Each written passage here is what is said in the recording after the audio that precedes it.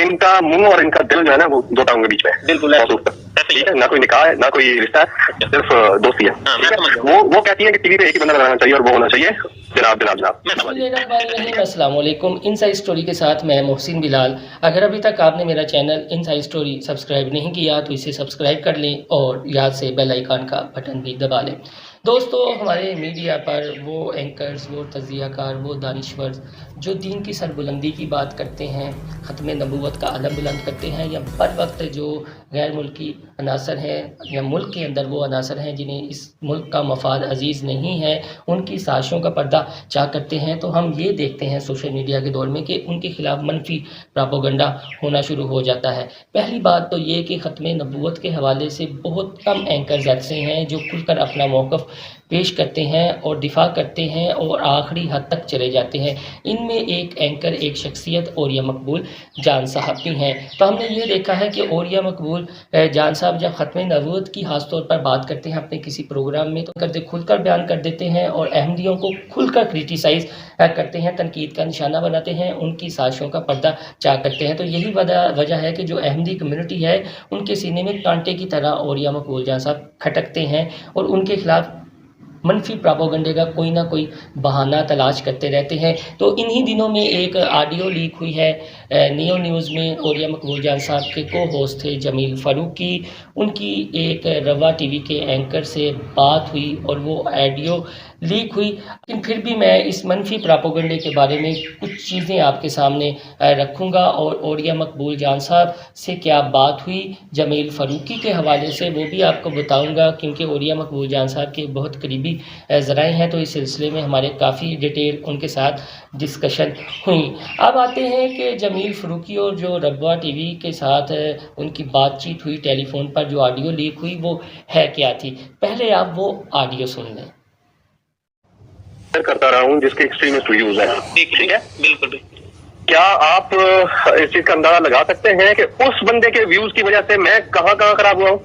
बिल्कुल, ये हो सकता है, बिल्कुल हो सकता है। क्या उस बंदे को इस चीज का एहसास आया कि यार ये बंदा मेरे साथ स्क्रीन शेयर करता रहा 3 साल तक?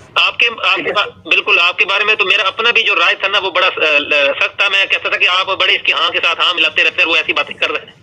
नहीं भाई, मेरी मजबूरी थी, मेरी नौकरी है। मैं बाद में समझ गया था। मुझे एक दोस्त ने एक ने कहा कहता वो तो यार एंकर है, उनकी तो मजबूरी है, वो तो हमारी मजबूरी है जी। मैं जिस उससे गुजरा हूँ कर्ब से, मैं चाहूंगा कि यार मेरी नौकरी, 5 लाख की नौकरी मैं ऐसे छोड़ दूं। ठीक है, एक बंदे की स्टुपिडिटी की वजह से। ठीक है, तो मुझे तो जो मैनेजमेंट कहे कि मैंने वो करना है ना, मेरे लिए और मकबूल जान की निकल दूं, मेरे साथ नजम सिटी को बिठा देंगे, मैं उसके साथ उसकी पॉलिसी से बात करूंगा ना यार। बिल्कुल ठीक है। I'm nobody, मैंने I'm sitting in an organization on their payroll, तो मैं तो उनको फॉलो करूंगा पॉलिसी को। आज मेरी मैनेजमेंट ने कहा कि आप ये कर लो, मैं वो करने लग गया हूँ और ये को छोड़ के।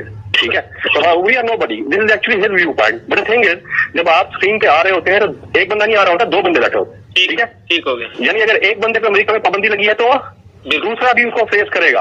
ठीक है, बिल्कुल। अगर एक के ऊपर डेनमार्क में पाबंदी लगी है तो दूसरा भी फेस करेगा। बिल्कुल। अगर एक के अंदर एक कम्युनिटी में नेगेटिविटी पैदा हुई है तो दूसरे के लिए भी पैदा हुई होगी। एम आई राइट और रॉन्ग? ऐसे बिल्कुल करेक्ट, ऐसे ही है ना। बिल्कुल। आप ये सिक्रोल कर सकते हैं कि उस बंदे को ये शर्म आई कि 3 साल तक एक बंदा तेरे साथ बैठ के तेरे व्यूज की वजह से अपने आप को जलील करवाता रहा है हर कम्युनिटी के अंदर। बिल्कुल। ठीक है, तुम्हें इतनी शर्म आई है कि उसको जाते हुए तुम ये मौका तो देते ना कि वो खुदा हाफिज़ कह के जाता अपने नाज़रीन। बिल्कुल।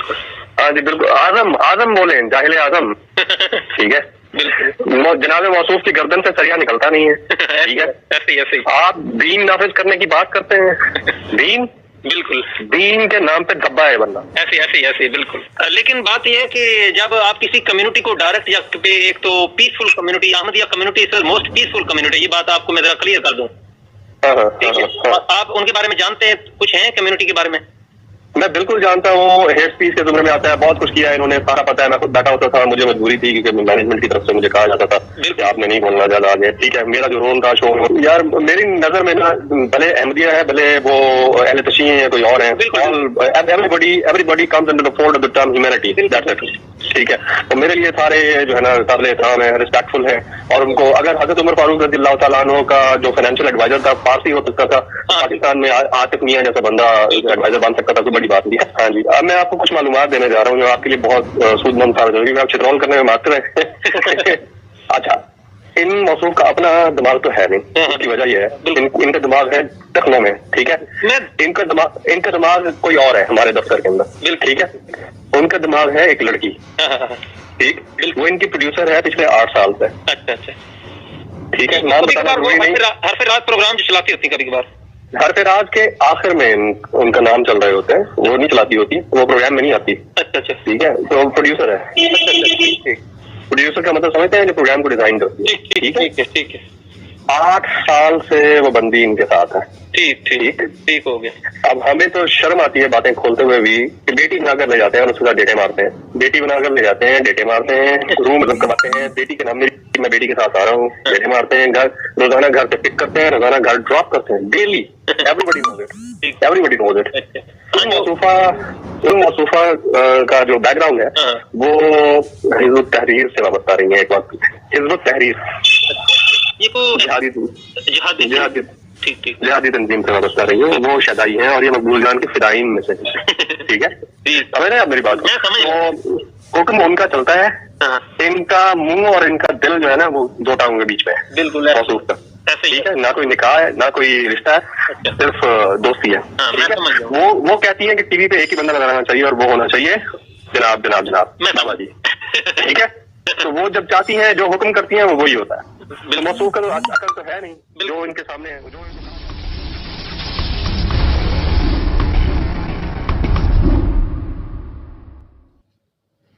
तो दोस्तों आपने ये ऑडियो सुनी, अब ये सुनकर आपको अंदाज़ा हो गया होगा कि किस हद तक जो अहमदी कम्युनिटी है वो ओरिया मकबूल जान साहब से बुग़्ज़ रखती है। और जमील फ़ारूकी साहब जो फरमा रहे हैं वो भी आपने गौर से सुन लिया होगा। पहली बात यह है कि जमील फ़ारूकी कह रहे हैं कि मुझे जो अदारा कहेगा मैं तो वो करूँगा, चाहे मुझे वो नजम सेठी के साथ प्रोग्राम में बिठा दें या फिर ओरिया मकबूल जान साहब के साथ या किसी और के साथ। तो पहली बात ये है कि अगर आपको मैनेजमेंट ने ही बिठाया है और आप ओरिया मकबूल जान साहब से इतने तंग थे तो आपने बर वक्त आगाह क्यों नहीं किया।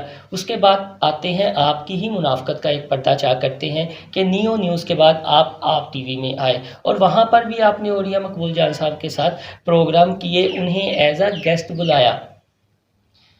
आप टीवी जब बंद होना था उससे पहले आपने ओरिया मकबूल जान साहब के साथ एक प्रोग्राम किया इस वबा के सिलसिले में। तो उसका मकसद क्या था कि ओरिया मकबूल जान साहब को लोग सुनते हैं, लोग पसंद करते हैं, उनकी रेटिंग है और आपको अपने प्रोग्राम की रेटिंग के लिए ओरिया मकबूल जान साहब एज अ गेस्ट चाहिए थे। जब आपको नियो से आप फारिग हो गए, आप में आ गए, तो फिर आपको किसी ने दावत तो नहीं थी दी कि अपने प्रोग्राम में ओरिया मकबूल जान साहब को दें। उसके बाद एक और बात जी कि जब इस तरह के एंकर्स के साथ हम प्रोग्राम करते हैं तो एक मनफी तासुर जाता है और ऐसा लगता है कि हम नफ़रत फैला रहे हैं, बैरून मुमालिक हम पर पाबंदी लग जाती है। तो ख़त्म नबूवत पर तो हमारी जान भी निसार है। सवाल ये है कि अगर एक वो शख्स जो ख़त्म नबूवत का दिफा करता है उस पर अमेरिका या बरतानिया या लंदन जाने में पाबंदी लगती है, तो ये तो उस शख्सियत की अज़मत की निशानी है कि वो जो बातें करता है वो बिल्कुल ठीक है और किसी ख़ास कम्युनिटी की साजिशों का पर्दाचार करता है तो हमें तो उसे सलाम पेश करनी चाहिए, ना कि उल्टा उसके हवाले से ये बातें करनी चाहिए। फिर उनकी जो प्रोड्यूसर है उस हवाले से भी बात की गई, तो ये बातें अगर थीं तो आप खुलकर पहले बयान करते और आप या किसी अपने प्रोग्राम में ज़िक्र कर देते, कोई फेसबुक पर या ट्विटर पर अपनी पोस्ट लिख देते। आपने रबवा टाइम को ही ये बातें बतानी थी और वो अहमदी कम्युनिटी का एक सोशल मीडिया नेटवर्क है कि जो हमेशा ख़त्म नबूवत के ख़िलाफ़ बातें करता है और उन एंकर्स के ख़िलाफ़, उन दानिश्वरों के खिलाफ मनफी प्रोपेगेंडा करता है कि जो ख़त्म नबूवत की बात करते हैं और अहमदियों को खूब लताड़ते हैं। तो आपने ये बात उसी जगह करनी थी। दूसरी बात ओरिया मकबूल जान साहब के हवाले से ये है कि ये गनीमत है कि ओरिया मकबूल जैसी शख्सियात हमारे मीडिया में अभी मौजूद हैं जो खुलकर बात तो करते हैं, दीन की बात हो, ख़त्म नबूवत की बात हो, और फिर अहमदियों को कौन सपोर्ट नहीं कर रहा। ये बात किसी से ढकी छुपी है, इंडिया हो, इसराइल हो, अमेरिका हो, बरतानिया हो या फिर अब जर्मनी हो, कितनी सपोर्ट अहमदी कम्युनिटी को ये करते हैं। तो ओरिया मकबूल जान साहब पर जो बैन लगा है इन्हीं ममालिक में तो जाने में लगा है और ये अहमदी कम्युनिटी की वजह से लगाया गया है क्योंकि ये जो ममालिक हैं वो अहमदी कम्युनिटी को पाकिस्तान के ख़िलाफ़ इस्तेमाल करते हैं और आप देखते हैं कि किस तरह का मनफी प्रोपेगेंडा किया जाता है। तो ओरिया मकबूल जान साहब इन्हें कैसे पसंद आएंगे, क्योंकि औरिया मकबूल जान साहब तो इनकी साजिशों को सामने ले आते हैं और इनको स्क्रीन पर आकर खुलकर तनकीद का निशाना बनाते हैं। वो तो लगी लपटी दूसरे एंकर्स की तरह रखते ही नहीं हैं अपने दिल में, ख़ासतौर पर अहमदियों के हवाले से। ये नफ़रत फैलाने वाली बात नहीं, ये तो उनकी अज़मत की निशानी है।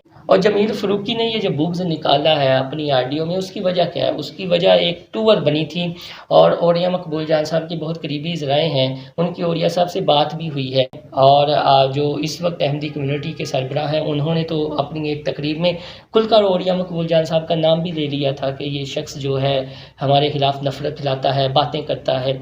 और फिर ये कहा गया जी कि हिज़्बुल तहरीर या इस तरह के। मसला सिर्फ़ ये है कि दीन की सरबुलंदी और ख़त्म नबूवत का है। हर वो बंदा जो इस तरह की बातें करेगा, एंकर होगा, दानिश्वर होगा, तज़कियाकार होगा, उसके हवाले से इस तरह का मनफी प्रोपेगेंडा होता रहेगा। औरिया मकबूल जान साहब के आप प्रोग्राम्स देख लें, उनके कॉलम्स पढ़ लें, मोस्टली दीन की बात होती है, दीन के हवाले होते हैं और वो काफ़ी ज़्यादा सख्त अंदाज भी अपनाते हैं। तो फिर और लगी लिपटी भी नहीं रखते। तो ये इस तरह की सख्त बातें किसी को कहाँ पसंद आती हैं। उसकी अब रिसेंटली मिसाल ये है कि जब इमरान खान की पॉलिसियों को उन्होंने तनकीद का निशाना बनाया, तो जो सोशल मीडिया में पीटीआई की गालम गलोच ब्रिगेड है उनके खिलाफ शुरू हो गई। हालांकि उन्होंने इमरान खान के मशीरान के हवाले से बात की थी कि जब आपकी टीम परफॉर्मेंस नहीं देगी तो कसूरवार आप होंगे, आप सरबराह हैं और इस मुल्क में इत्तेहाद की ज़रूरत है, ना कि ये जो नफ़रतें फैलाई जा रही हैं। और ये वक्त नफ़रतें फैलाने का नहीं बल्कि मुत्तहिद होने का है। तो एक तासुर ये भी है कि जब से इमरान खान की हुकूमत आई है, जो अहमदी कम्युनिटी है वो काफ़ी ज़्यादा रिलैक्स भी हो गई है। और लास्ट में सिर्फ इतना कहूँगा कि हमारी स्क्रीनों पर बहुत कम दीन की बात होती है। तो और अगर औरिया मकबूल जैसे लोग अभी हैं तो इनकी हमें कदर करनी चाहिए और जो उनके खिलाफ़ मनफी प्रोपेगेंडा करता है उनकी साजिशों का भी पर्दा चाक करना चाहिए। दोस्तों, अगर आपको मेरी ये वीडियो पसंद आए तो मेरा चैनल इनसाइड स्टोरी सब्सक्राइब करना ना भूलिएगा और इस वीडियो को ज़्यादा से ज़्यादा लाइक और अपने दोस्तों के साथ शेयर कीजिएगा। और सिर्फ इतना कहूँगा कि मोहम्मद से वफ़ा ने तो हम तेरे हैं, ये जहाँ चीज़ है क्या लहो कलम तेरे हैं। अल्लाह हाफिज़।